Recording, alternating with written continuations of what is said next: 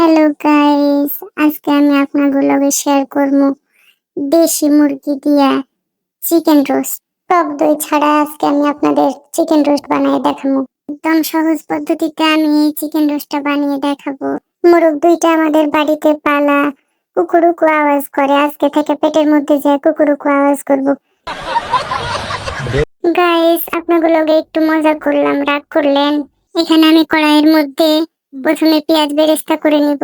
পেঁয়াজগুলারে লাল লাল কইরা ভাজা নিছি। এবার আমি ওই তেলের মধ্যে চিকেন গুলারে ভালোভাবে ভাজা নিব। চিকেন গুলা এই পর্যায়ে ভাজা শেষ গাইস। এবার আমি বন্ধ চুলার উপরে একটা কড়াই বসায় নিয়েছি গাইস। এবার ভেজে রাখা চিকেন গুলো এক এক করে দিয়ে দিব কড়াইয়ের মধ্যে। এবার পেঁয়াজ বেরেস্তা গুলা ডইলা মইলা নিলাম, তারপরে দিয়ে দিলাম দারচিনি, এলাচ আর লবঙ্গ, আর এইখানে বাদাম বাটা, আদা রসুন বাটা। যাই হোক গাইস, এখানে আমি বাটাবাটি মশলা দিয়ে ফেলাইছি। এবার আমি দিব রাঁধুনি রোস্ট মশলা। পুরো প্যাকেটের অর্ধেকটা আমি দিয়েছি এখানে, যেহেতু আমার দুইটা মুরগি ছিল, মুরগি না মোরগ ছিল। আর এখানে আমি ভেজে রাখা যে অবশিষ্ট তেল ছিল সেটা দিয়ে নিয়েছি 2 টেবিল পরিমাণে ঘি দিয়ে নিলাম।